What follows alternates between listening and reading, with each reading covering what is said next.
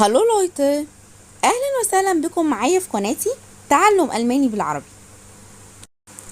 في درسنا النهارده هنتعلم كلمات وجمل كتير بطريقه سهله وممتعه من كلمه واحده بس. ايوه، من كلمه واحده بس. الدرس ده لجميع المستويات. يلا بينا نشوف الدرس بتاعنا.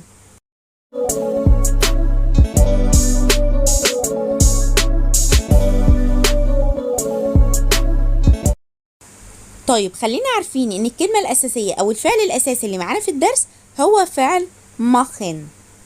ماخن ماخن يعني يفعل. تعالوا بقى نشوف ايه المعاني التانية اللي على فعل ماخن. أول كلمة معانا لو حطينا قبل ماخن أوف هتبقى أوف ماخن. أوف ماخن بمعنى يفتح. نشوف عليها جملة. Ich mache das Fenster auf. Ich mache das Fenster auf. أنا أفتح النافذة. طيب لو حطينا قبل ماخن zu هتبقى zu machen. zu machen بمعنى يغلق. نحطها في جملة.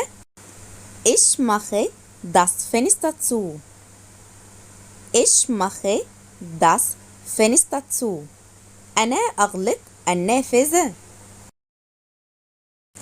لو حطينا قبل machen an هتبقى anmachen. anmachen بمعنى يشعل أو يشغل. Mach das Licht an.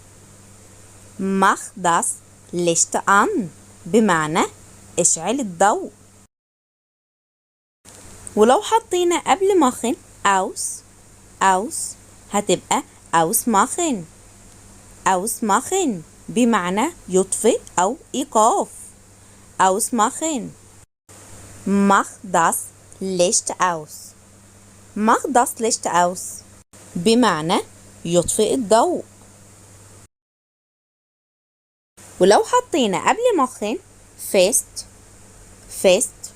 هتبقى festmachen. festmachen بمعنى يثبت. festmachen. ولو حطينا قبل ماخن mit هتبقى mitmachen. mitmachen بمعنى ينضم أو يشارك. mitmachen. ولو حطينا قبل ماخن nach هتبقى nachmachen. nachmachen بمعنى يقلد. nachmachen. ولو حطينا قبل ماخن ab هتبقى abmachen. abmachen بمعنى يتفق. abmachen. ولو حطينا قبل ماخن weg هتبقى wegmachen. wegmachen. wegmachen بمعنى يهمل أو يزيل. لو حطينا قبل كلمة ماخن hoch هتبقى hochmachen. hochmachen بمعنى يرفع. hochmachen. لو حطينا قبل ماخن raus هتبقى rausmachen. rausmachen. rausmachen بمعنى يخرج. لو حطينا قبل ماخن frei هتبقى freimachen. freimachen بمعنى يحرر أو يخصص. freimachen. نحطها في جملة. sich freimachen von. sich freimachen von بمعنى يحرر نفسه من. أو ممكن أقول sich freimachen. sich freimachen بمعنى يخلع لبسه. sich freimachen.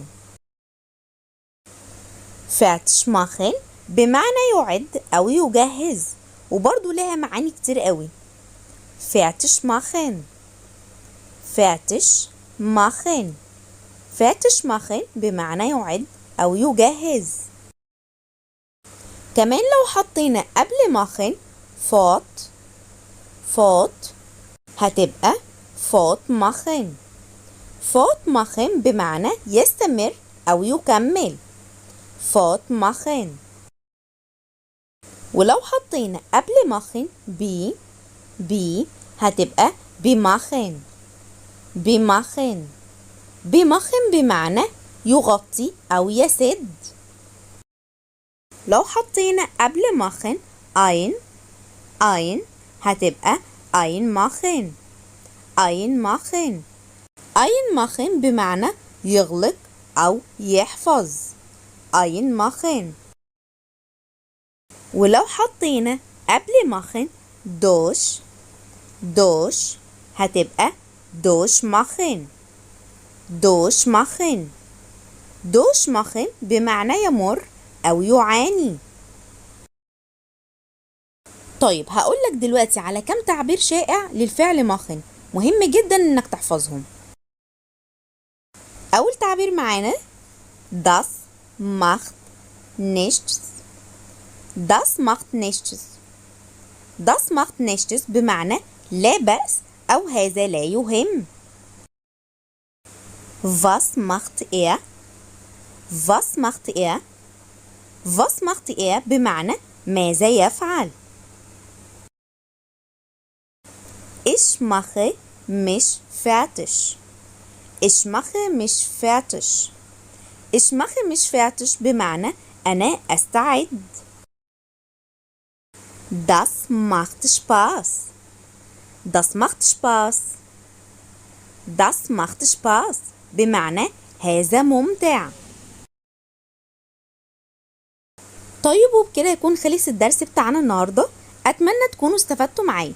لو حابين نتكلم عن أي مواضيع معينة اكتبولي في التعليقات. تشوس.